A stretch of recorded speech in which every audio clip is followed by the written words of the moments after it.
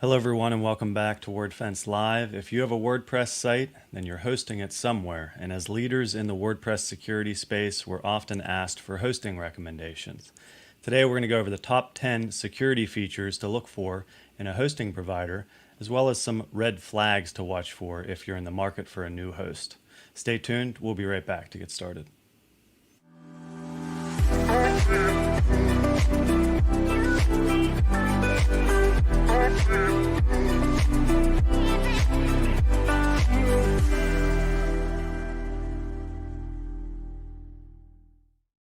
Thank you for joining us on this edition of Wordfence Live. My name is Scott Miller. I'm a customer support engineer here at Wordfence.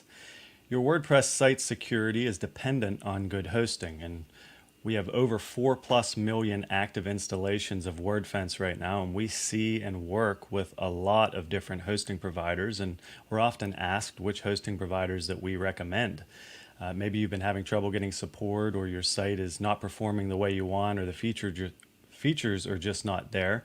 And while we do not endorse any hosting providers in particular, we do love working with all of them. It's really fun seeing all the people behind these hosts at the WordCamps that we attend. There's a number of things that we do recommend, however, that you should be looking for when choosing a host. And those are some of the things that we're going to talk about today. We're going to touch on the top 10 things in no particular order that you should be looking for. And these are security-based features that your hosting provider may or may not be currently providing to you. So if you're looking right now for a host, maybe you're not happy with yours, we're going to give you a good idea of what you need to be getting there and let you know if your current hosting provider is a solid foundation for your WordPress sites. Remember to hit the like button below the video here, as well as the subscribe and bell buttons to be notified when we go live, which is every Tuesday, noon Eastern Time, 9 a.m. Pacific. Let's get started by bringing in our threat analysts here on Wordfence Live, Ram Gall and Chloe Chamberlain. Hello, everybody. Ram, how's it going over there? We're actually getting some cooler weather. I hear there may be a monsoon, which would be nice since we didn't have one last year, and I'd rather have monsoon than mon later. That was terrible. Yeah, we're getting some of your heat. Glad to hear it's cooling down. Is cooling down considered, what's that? You're still in the 90s or It's 100 91 probably, today, right? and it's going to max out at like 102, so. Oh my. How about you, Chloe? You're on the road, I suspect? Yeah, so I'm doing the best I've been in a long time, actually. We're here in the Rocky Mountains, and if you've never been to Rocky Mountain National Park, I highly recommend it. It is absolutely beautiful and amazing. Yesterday, I got to see 10 moose and so many elk, countless, and I geeking out here because it was like one of the best days I've had in a long time. So I'm doing really good. Very cool. If you're just tuning in, let us know where you're viewing from here. I know we mentioned that we're going to talk about 10 things to look for with a host, but first, let's talk about the first thing you should be always looking for, and that is free swag, right? So you're going to be seeing the swag form in the chat in just a moment. This one's true or false, so you're going to want to be quick. Good hosting is all you need to secure your WordPress website, true or false. So if you're one of the first 5 there to submit the correct answer, you will win the swag, and we'll get a hold of you there. If you've won swag in the past, feel free to send us in your pictures. Same goes with, I was going to say cats and dogs, but I guess any animal, right? That's what we determined last time we were on live here. So feel free to send it over, and we will get it on the air here. Now, before we start into our 10 security features, we should talk about why hosting matters in general. Ram? Well, where you host your website can make a big difference to the security of your website, not just in preventing your site from being hacked, but also in recovering from disasters, which we've covered in previous live episodes, and keeping your site patched and up to date. But beyond security, though, picking the right host can make managing your website a lot easier, and it can give you more control if that's what you're after, or, depending on the host, if you aren't quite as technical, you can go for a managed hosting provider that handles certain things, including updates for you, and that can also be a good fit for your use case. And Chloe's got some things as well on her list of things to look for. Yeah, so just something to note real quick is, there's all different all different types of hosting providers for all different types of customers' needs. So, if you're someone that's really savvy with SSH, you can run commands, you can work with SFTP, all that good stuff. You have like complete confidence in that. There's so many different hosting providers, and then if you're like just a business owner that just wants to get started with WordPress and just creating your first site, and you don't know how to SSH, manage files and things like that. There's all sorts of different hosting providers for you as well, and there's going to be managed hosting providers, and then some that allow you to be a lot more independent. But regardless, there's a bunch of different things that you can look for when it comes to finding a good hosting provider, and that's what we're going to be talking to you about today. And Scott, do you want to give us the first one we're going to be talking about? Yeah, Chloe, you mentioned SFTP. Ram, can you give us a little overview of FTP versus SFTP and SSH and what the difference there is? Okay, so I'm going to unpack these acronyms a little bit. FTP stands for File Transfer Protocol. It's basically one of the oldest ways to get files up onto your website, which is usually a thing you need to do if you want a website.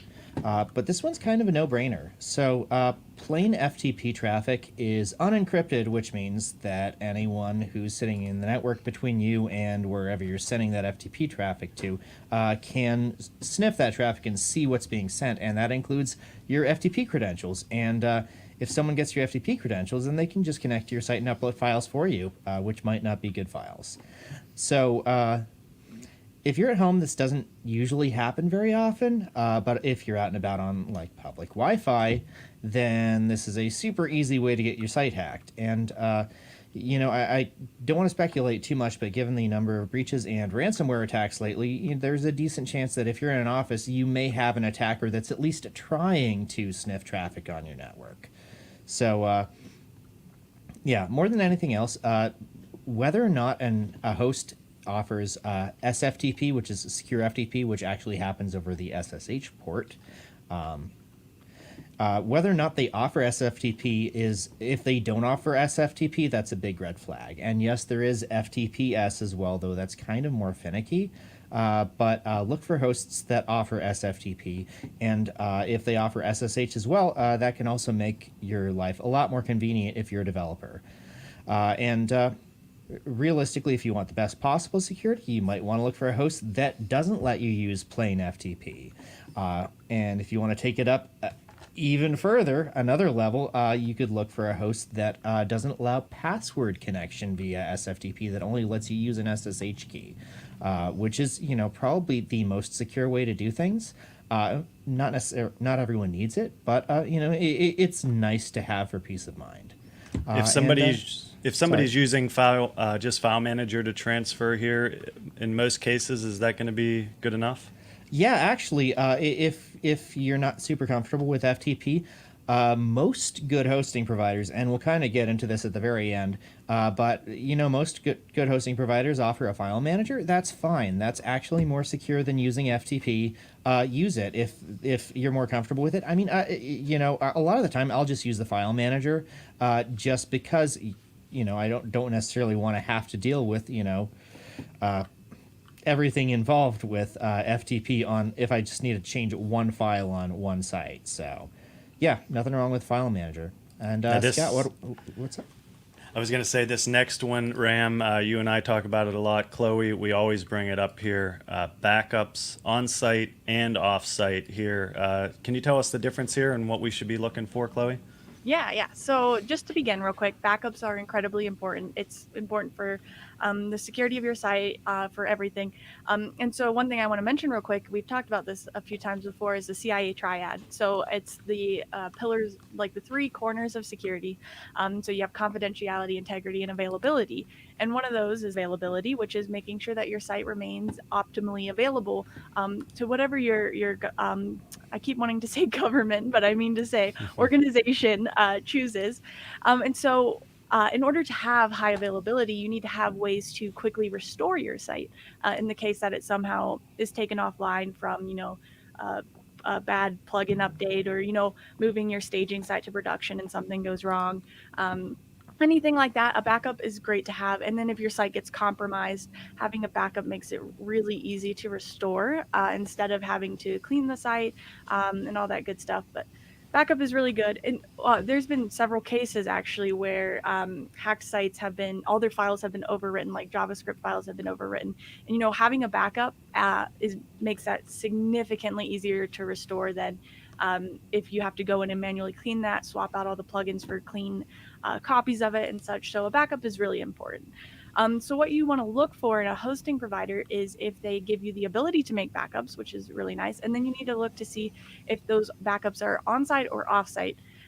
If they're on-site or, you know, just stored in this folder with the same site that you have hosted, there's a potential for an attacker, first of all, to compromise the backup files as well. So if they compromise your site and then they compromise your backup files, you kind of lose all the importance of having that backup. And then you also have no way to know if that backup was compromised or not, if, you know, it's in the same folder, the same hosting account and such.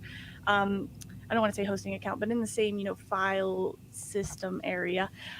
So what you want to do is see if the backups that your hosting provider provides are off-site, and so, or in a separate account or in a separate file system area, anywhere that's separate from where your site is hosted, so that those files aren't going to be modified as well, or they're not going to be damaged as well or lost. That's to protect the integrity of those backups, right? Yes, exactly. And so that's another one of those three corners is the integrity and making sure that those backup files aren't modified. And so another thing to note is if one thing that you could look for if you really want to make sure that your backups are secure and everything is see if it's hosted in a separate data center. So, you know, AWS provides those capabilities for you very easily because there have been instances where hosting provider data centers have gone down. Or burned down. Burned down, yeah. And so if your backup was in that same data center with your site and it burned down and you don't have a backup anywhere else, then you kind of had a really bad situation on your hands and your availability is kind of lost. So it's important to make sure that you have the ability to make backups, you have the ability to store those separately from your site. And then one other thing that you should look for is to see if you can easily make scheduled backups, because that's a really nice feature to have. So if you can set your hosting provider to schedule them, you know, once a week, full backup, and then maybe incremental every other day or something like that, that's a really great feature to have. So that's something to look for in your hosting provider. And then just a final note, make sure that you test your backups to make sure that they work. You can do it in like a staging environment or just somewhere completely separate. Just make sure that when you know, extract the files and everything and try to make the site online, it works, and make sure that you're regularly testing those to make sure that things aren't going wrong and things aren't getting missed in the backups. So that's just something I wanted to note there. And so I think that about covers it for backups. What do we have up next, Scott? Yeah, thanks, Chloe. That was you can never be too safe there. You know, Ram, you mentioned the center burning down there. You know, you never know when you're going to lose a backup, and having multiple. Better safe than sorry. Now, next, account protection. This is our third feature, and again, these are in no order.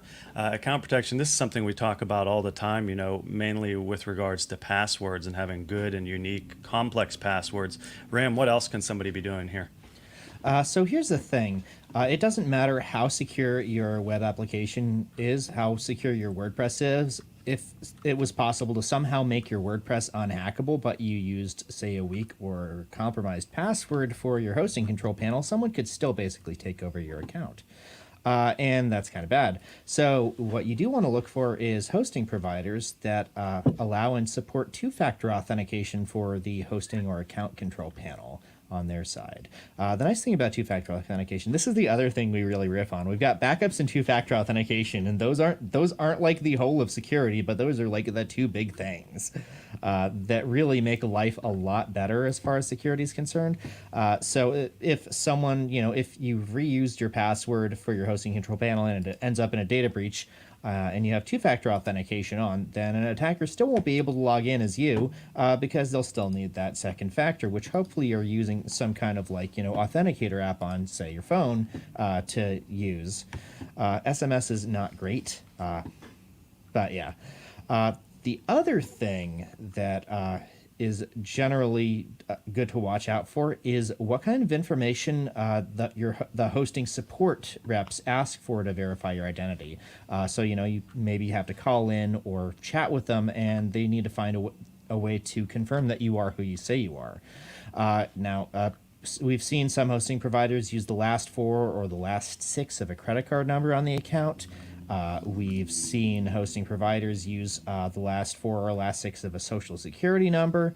And, I'm pretty sure that if you live in America, at least, there's a pretty solid chance that that information has been breached just because of the Equifax thing like a few years ago. And, likewise, if they use security questions from like a predefined list, what was your first pet's name? What street did you grow up on? That information's out there on social media, and I bet you that most of you have answered quizzes that have that information, or like, what's your rock star name? That kind of thing. So that information is also pretty easily available for attackers. Realistically, look for a provider where the support will basically use a randomly generated PIN or a PIN you choose, or a phrase, or even a security question, as long as you get to choose the question as well. So that's really what you should look for when it comes to account protection. What do we got next, Scott? Yeah, if you have the option to set up 2FA, go ahead and do it. I know wordfence.com, you can set up 2FA. We offer it free in the plugin. So, and if you use a password manager, the password manager will handle the second factor for you. Yep, there's 1Pass I always recommend personally. It's very easy to set up in there. Chloe, so we're looking now at account isolation. Are you going to see maybe the biggest differences here between bigger hosts and smaller hosts with account isolation? Yeah, for sure. So most major hosts will isolate accounts appropriately. However, there are some smaller hosts that may miss this, or not know that they need to do it, or whatever it is. But essentially what we're looking for here is account isolation. So basically you want to make sure that your site's hosting account, so everything that your site is separate from any other hosting accounts that are on the same server. And basically why you want to make sure this happens is if one site gets compromised on the server, you want to make sure that that site has no potential of infecting your site, considering that you've taken all the steps to mitigate your site from being compromised. You've secured everything as best as you can. You don't want someone else's site that's been sitting there for 10 years that they haven't touched and is just being hosted there to affect your site. So you want to make sure that your hosting provider is taking the necessary steps to make sure that your site will be isolated and your security settings will apply to your site and everything.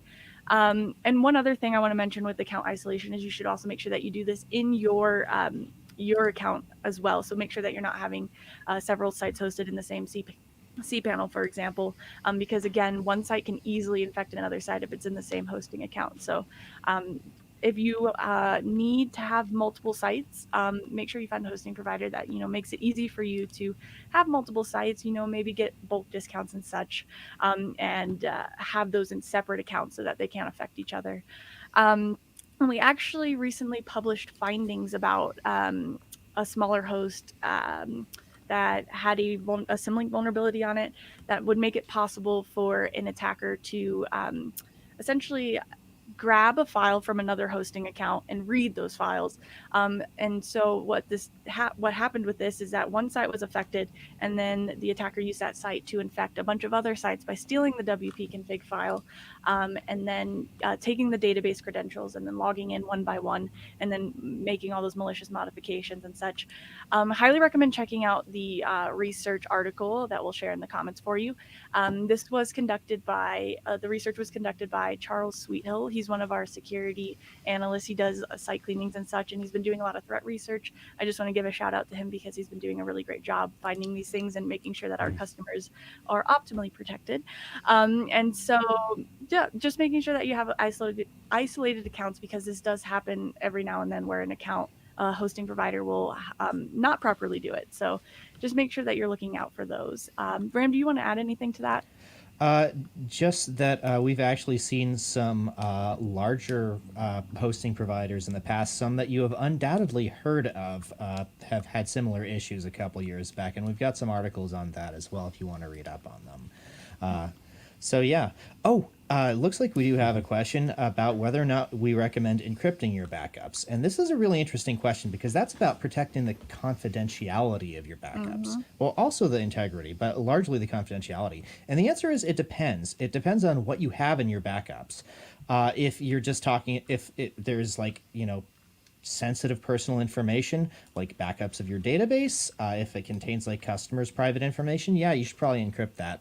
If your backups contain like authentication keys and tokens, you should probably encrypt those as well. But if they're just like file or content revisions, you may not need to encrypt those.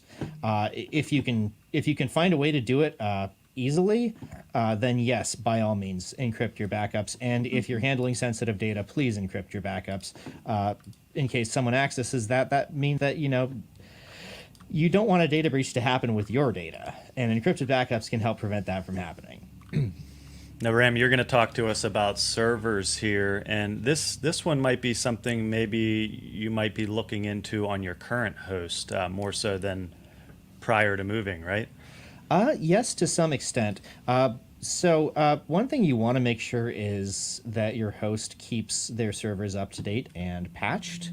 And on your current host, you can check versions of things. For instance, if you check the Wordfence diagnostics, that'll show you the versions of what is on your particular hosting account. So that's a pretty easy, handy way to do that. You can just go to Wordfence, and it's under Tools and Debugging. But yeah. However, here's the thing. Most hosts are good about keeping their servers up to date, but there are some that fall behind. And if you are going shopping for a host, it can be difficult to tell ahead of time. So there's a couple of things that you can kind of look out for that might be good indicators. For one thing, if your host offers Windows hosting, they'll usually advertise which version of Windows Server they're running. And here's the thing, if it's a version that's more than like 6 years out of date, that's usually a pretty big red flag. But not all hosts are going to offer that kind of hosting. Another thing you can check is what PHP versions they offer. And again, this is a little bit trickier because not all hosts will actually show this or keep that up to date in their documentation, even if they actually update the PHP versions on their servers. But as a general rule, you want to see if they're supporting the newest available PHP version. This is not to say that you need to use the newest available PHP version, but there's sometimes compatibility issues. However, having the newest PHP version generally works better if the rest of the operating system is up to date and patched. You can, install it on older versions, but it takes a lot more work, which, generally people that have to manage thousands of servers tend to try to avoid if possible, unless it's necessary. So yeah, check to see if your host supports the latest available PHP version, and that's a pretty good sign. Now, for anybody who might just be checking the diagnostics right now, they might be out of the loop with PHP versions. Where should everybody be by this point? I like to say 7.4 is a good place to be. 7.4 should be maximally compatible, but doesn't have any of the, 8.0 still has a few idiosyncrasies in working with all the different plugins in the WordPress ecosystem. So 7.4 is a good place to be. Alrighty. Database protection, Chloe. This is a good one here. This is something I guess we don't touch a lot on here on live, so this will be good to go over. What should viewers be looking for with their hosts with regards to database protection? Yeah, so most hosts nowadays don't allow default access to just default quick access to the database on like port 3306, which is the default, and issue commands and such. So that's pretty good. Make sure they don't do that. But we do frequently find that hosts will make the PHP panel publicly accessible. And what we mean by that is you could go to mysite.com/phpMyAdmin, or it could be a custom URL as well.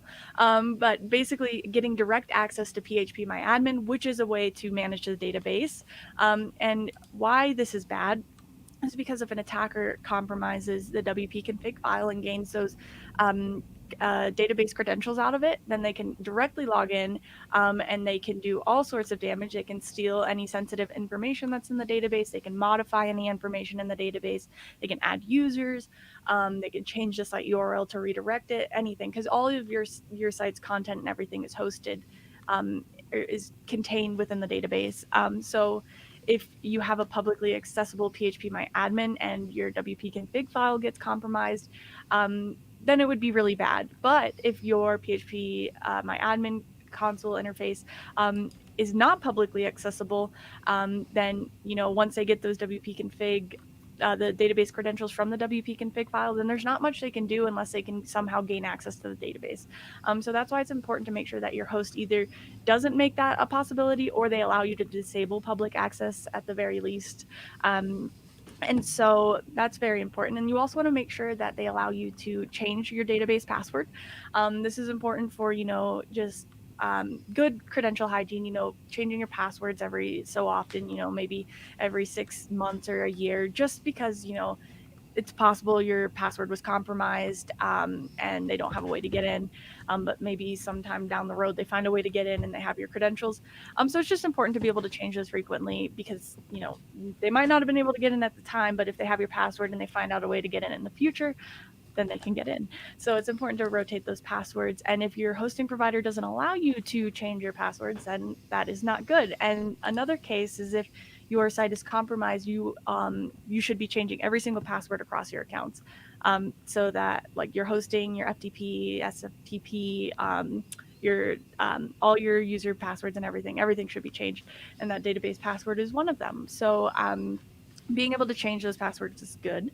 And then one thing I wanted to mention is that good hosts will make the phpMyAdmin directly accessible from the your hosting console, or have some other hard way to get into it and access it. And so this basically provides a nice layer of defense because I know you are properly securing everything, so you're using strong, unique passwords across your site and your hosting account and your FTP and everything. So, and you're using two-factor authentication. So, the only way you can access your console phpMyAdmin to make modifications to the database is to log into the hosting account, and you're using a strong password and you're using two-factor authentication. There's pretty much no way for them to get in unless they somehow compromise your hosting password through like a data breach or something from the hosting provider. And so that provides a nice like layer of defense to make sure that that doesn't get accessed if your WP config file is compromised. So the moral of this is make sure that you cannot access the database publicly in any easy way on your hosting provider, or if they do provide that, make sure that you can disable it and make sure that you do disable it. Does that summarize it about right? Yeah, that's definitely yeah. Wow, yeah. I was going to say a lot of good information there, and for anybody keeping track, we've covered a couple red flags over the past 2 here. Chloe mentioned you want to be able to change your database password. Certainly if you get hacked or compromised, but occasionally otherwise. And as Rem mentioned, you don't want to be capped at a lower version of PHP. So you want to make sure that you're somewhere in the 7s there and that you're not capped lower than that and not able to upgrade. So a couple things to take into account there. Yeah, David Adams asked, without a publicly accessible phpMyAdmin, how would you then use it? And yes, SSO access via hosting control panel is probably the most secure way to do this. And I mean, of course, if someone accesses the hosting account itself, then they can also access the database from there. And I mean, you can also set up a database to accept incoming connections from outside the network, but we don't recommend doing that unless you have a really good reason to, so... Yeah, but your database password is pretty much the only password that you're not going to be able to set up two-factor authentication on, so, it's good to have other layers in place. Another important one that we bring up from time to time here, monitoring and logging. This is another good one if you're on your account right now. Take a look at what's set up there, what's in place, what you have the option for. Ram, can you talk a little bit about this? Sure. So most hosting providers are probably not going to give you in-depth network monitoring.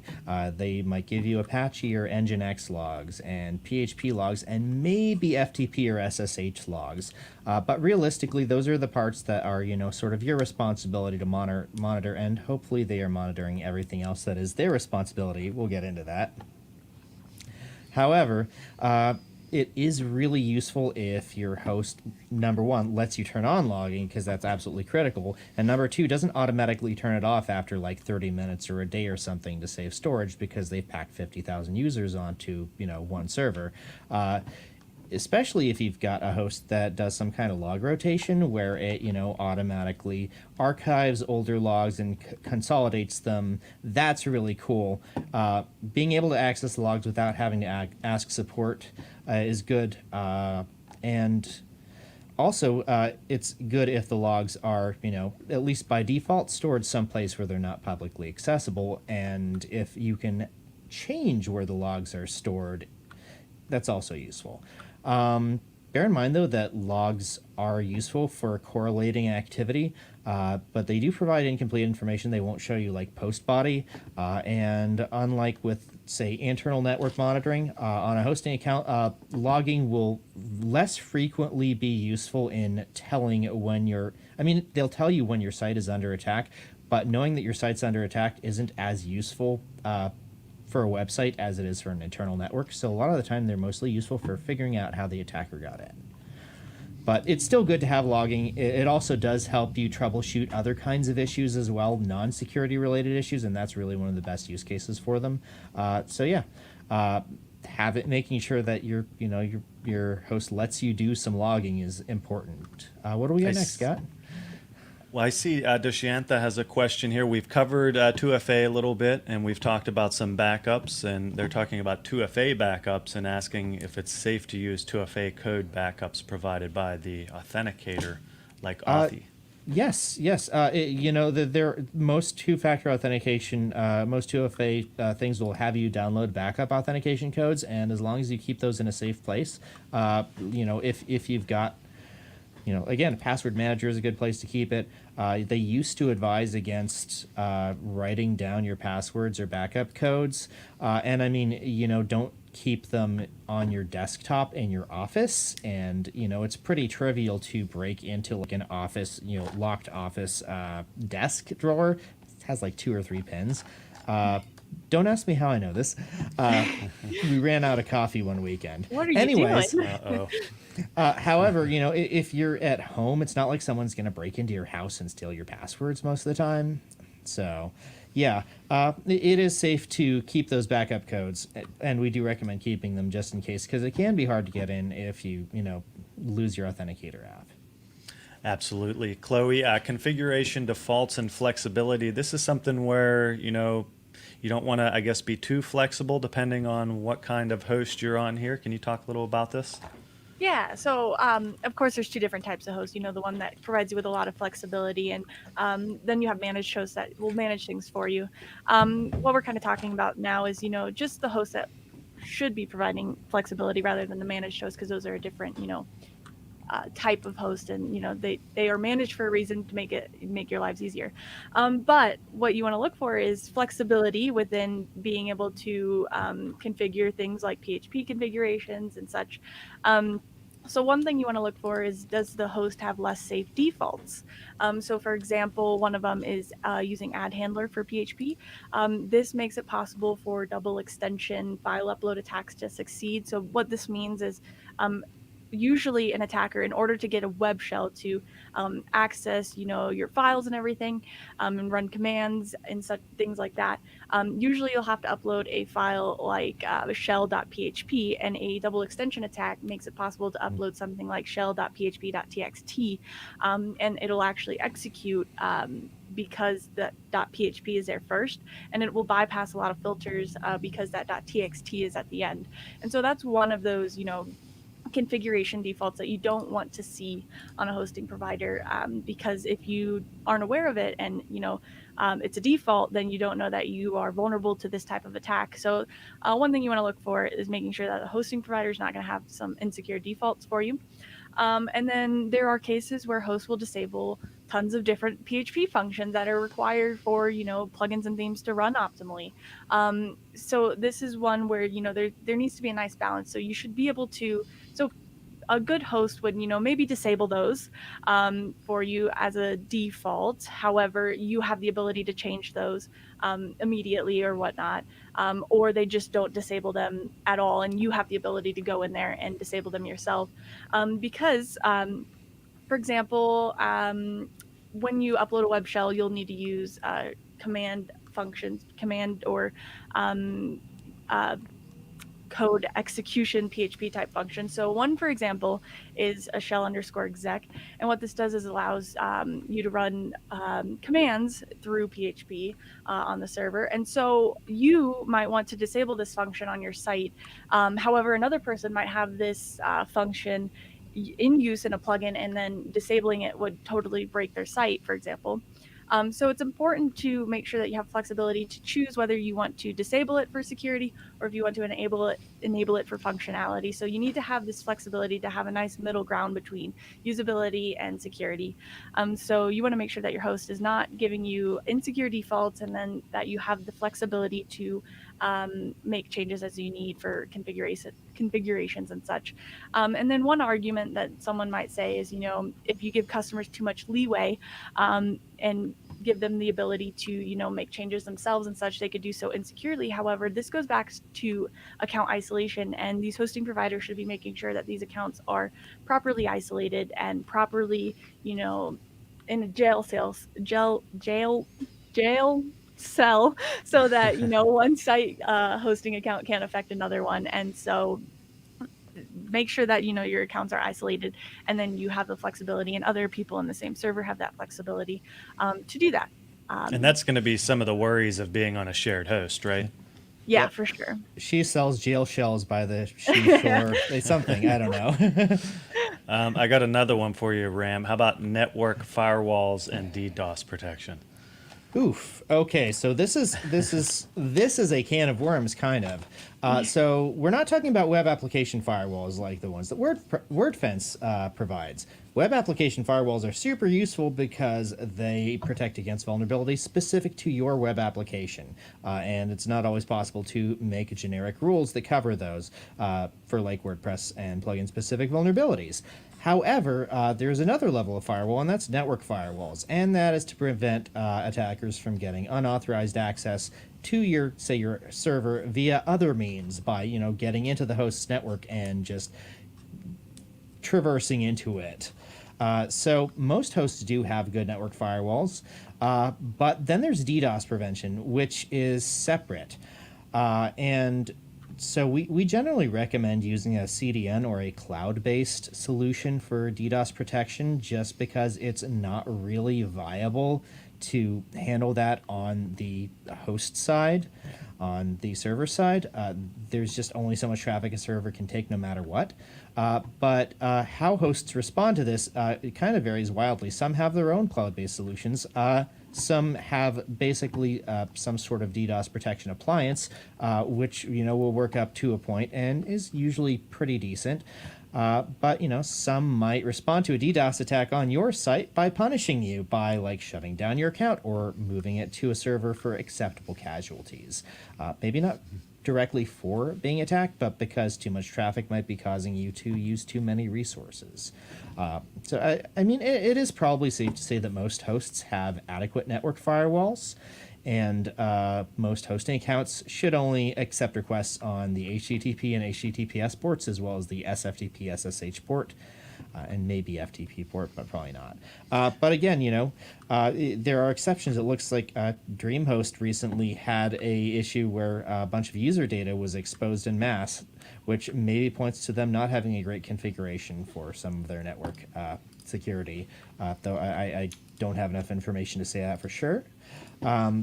But here's the thing. It can be difficult to determine exactly how your host handles DDoS protection, and it is a good idea to use a cloud-based solution for this. But one thing you can do is look at how your host handles other types of resource overage. So, what if they claim to be unlimited, chances are they will just slow down your traffic to a trickle, or place you on one of those acceptable casualties servers.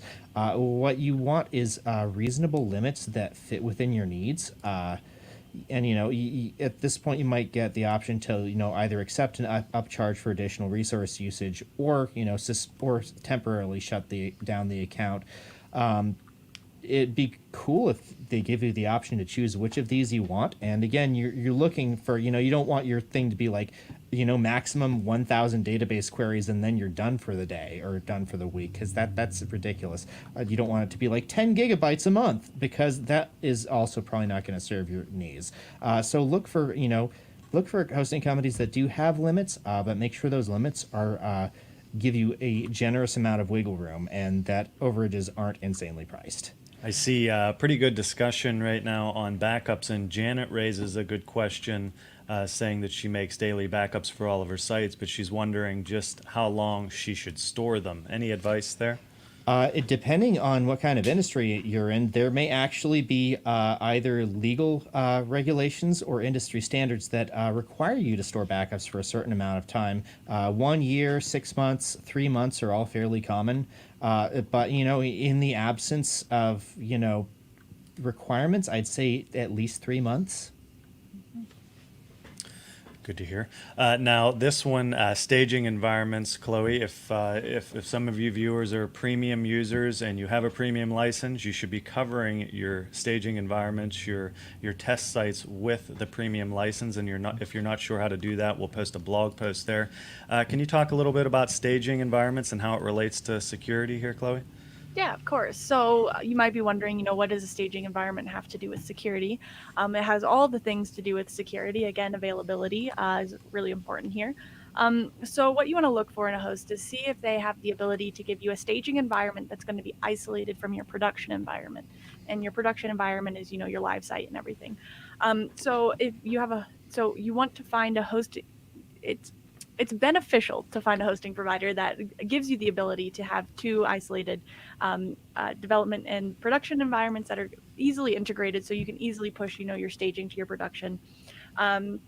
So the reason for this is if your production environment gets compromised, hopefully your staging is isolated, so hopefully that doesn't get compromised, and if it's done properly, it won't.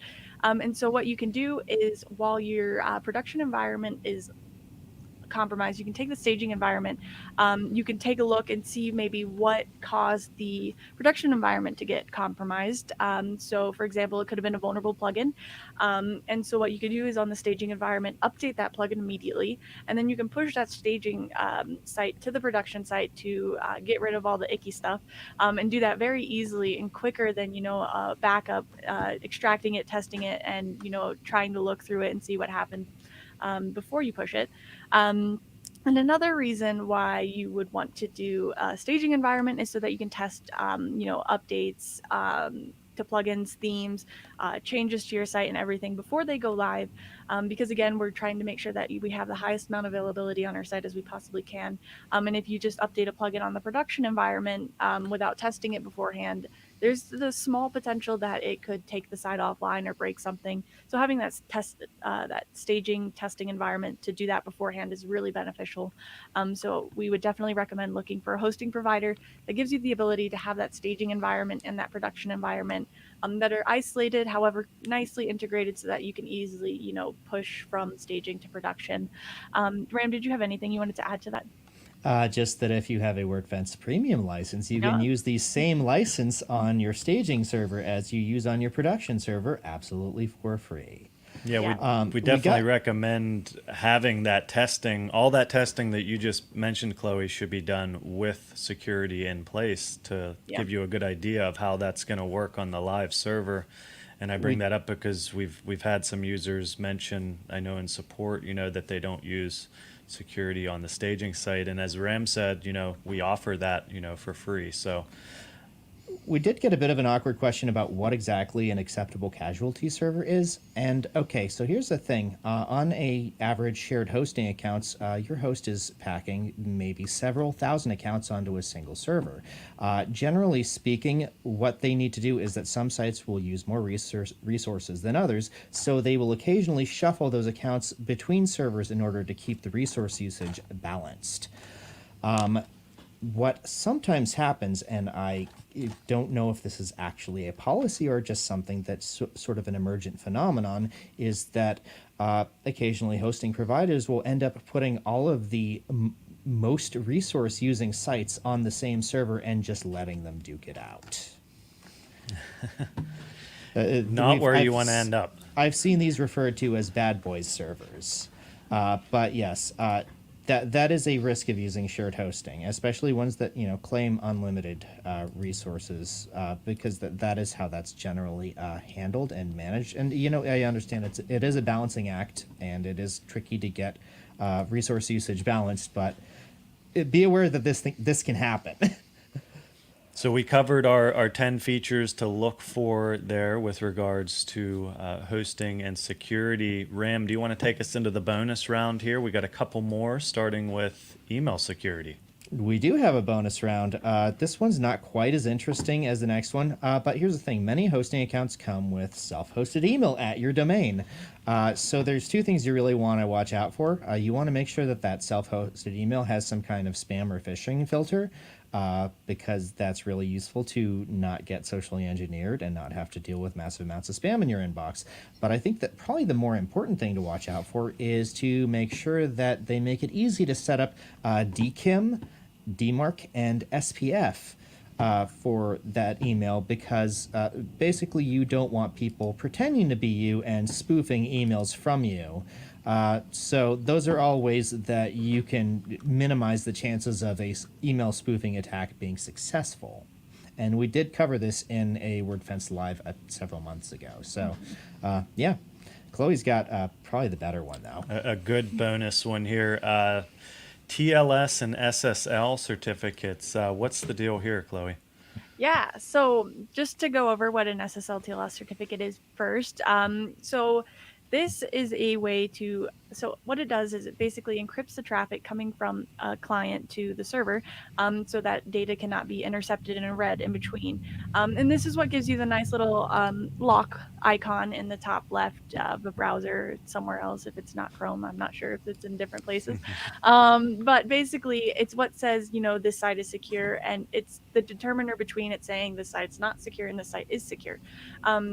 And so it doesn't actually, you know, secure your site. That's a common misconception. So I just want to say that. But it does secure the traffic that's traveling from the site to the server and such, and the client to the server. So just to give you a little example of why this is important, let's say you have an e-commerce site and you have customers going to it constantly, you know, from everywhere, and you don't have an SSL TLS certificate installed, and, you know, they want to make a purchase and they're in a coffee shop. And what can happen here is if you don't have that SSL TLS certificate installed, that data isn't being encrypted. So basically it's readable in human format. It's readable. And so if an attacker is sitting in this coffee shop and someone comes to your site, you don't have that SSL TLS certificate, and they enter their information, like credit card information or whatnot, and that user isn't using a VPN either, that attacker can sit in that coffee shop. If you're on public Wi-Fi, I should mention, because if you're on a private Wi-Fi, then, you know, they're not going to be sitting in there reading the network traffic. But there could be an attacker in there that could sniff the public Wi-Fi traffic that's traversing, and they could steal that information. And so it's important that you have a SSL TLS certificate installed so that you're securing your customers' information when you go to login sites on public Wi-Fi and such. If you're not using a VPN, which you should be, that the password cannot be easily intercepted and read, because of course all sorts of bad things can happen once a password's compromised or user data is compromised. And so what you want to look for in a hosting provider is that they don't charge you for one of these, because they're completely free through providers like Let's Encrypt. And so you should never have to pay for one of these. And if a hosting provider is making you pay for one of these, then you should look elsewhere and you should go elsewhere. One thing you want to look for, which is really nice feature, is when a hosting provider gives you the ability to, you know, just log into a cPanel, find the SSL area, TLS area, and then be able to just, you know, implement this certificate in just a couple of clicks. I use one for my testing stuff that I can just go and do it and go and install that really easily and quickly. So that's one thing you want to look for, is that they make it really easy for you to do it and they don't try to charge you for it. I would highly recommend that. Is there anything I missed there, Ram? No. Yeah, that's free TLS certificates are super important. And we mentioned file managers and web accessible PHP MyAdmin earlier. I mean, you don't want web accessible PHP at MyAdmin, but, you know, you do want file manager capability. But we have on occasion seen, you know, like cPanel servers where both the file manager and the PHP MyAdmin were unencrypted unless the site actually had a TLS certificate. And that would be no bueno as well, because then people could, you know, get your, you know, database password or your FTP password using that. So Yeah, I sorry, go on, Scott. I was just going to say a lot of good things to look at if you're considering moving hosts, or if you're just kind of taking a look at where you're at right now. If you want to stick around, this list, you can go back through and ask some questions with your host, and maybe see if you're happy with the support as well, because there's a lot of good review sites out there that will let you know what customers are seeing with regards to support.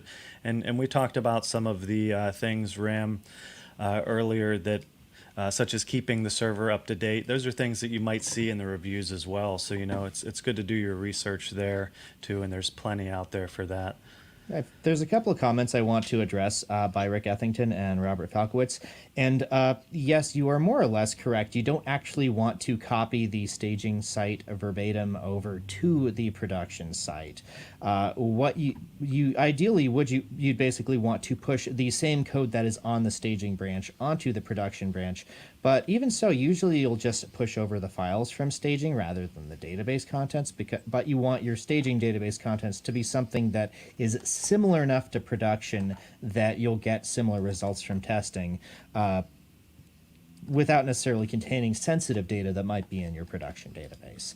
Also, the acceptable casualty server issue is very much on the actual website owner. It's very much a question of sizing your hosting requirements to meet your actual needs. So make sure you actually get enough server for your needs is a very wise advice. Let's take a look at our swag winners here. Congrats to you five: Matt, Robert, Kyle, Nicole, and Suzanne. Looks like no familiar names that I'm seeing there, so congrats to you five. If you want to send a picture in of your swag, maybe your pet, or a bonus, your pet with the swag, then that is the best case scenario there. Ram, Chloe, anything else to add on top of the 10 features of the bonus that we already covered? Anything at all? Nothing We covered about a features. lot. Yeah, just glad to have everyone watching. Yeah. We covered a lot there. So we won't be back next week. It's going to be right after the 4th of July, so we hope everybody who is celebrating there has a wonderful weekend. If you're not celebrating, we hope you have a wonderful weekend as well. We will be back not long after, the following week on the 13th. That's a Tuesday. In the meantime, there's quite a few things you can check out. We just posted a blog post. Chloe, was that yours? The easily exploitable vulnerabilities that we found in ProfilePress, and that was a fairly large plugin, right? There was a couple 100,000. Yeah. So there was in ProfilePress, it was formerly known as WP User Avatar. I believe that's the name for it. There was a couple of vulnerabilities in there that were really easily exploitable. So I just want to say, go ahead and update if you have that plugin installed as soon as you can, because I have a feeling that these will likely be exploited at some point. So yeah, make sure you update as soon as you can. And if you want to know more details about it, Adam just posted it in the chat for you.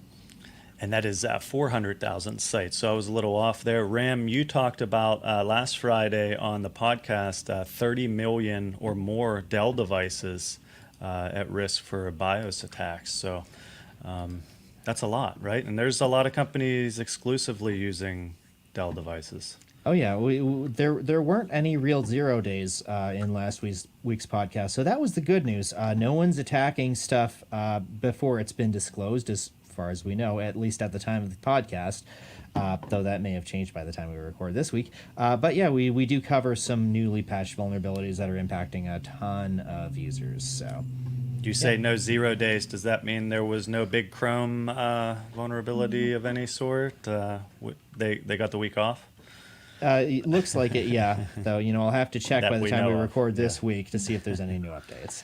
Yes, if you're not already on our podcast mailing list, that is in the footer of the wordfence.com page. You will see the podcast link there. Also, the mailing list link where you can hear from Chloe and Ram and the rest of the Threat Intel team when we publish details about what we found, and gives you a head start to get things updated, maybe switch out a plugin, or know that you are protected if you're a premium user from ours. We're still helping out K through 12 public schools in and outside of the United States now. So if you know somebody with a K through 12 school that may need a site audit or a site cleaning, we will post a link to the blog, and they can.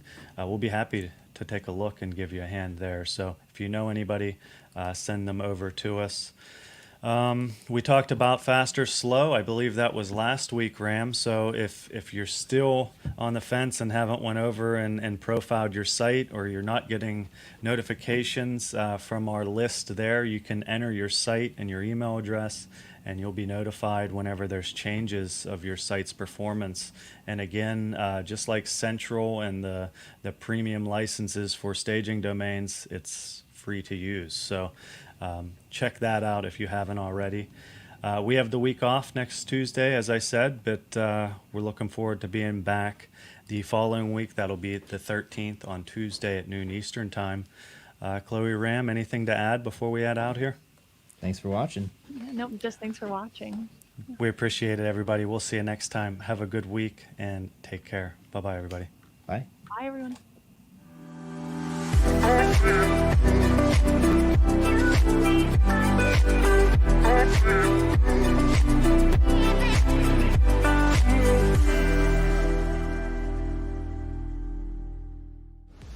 Wordfence. We have better hackers.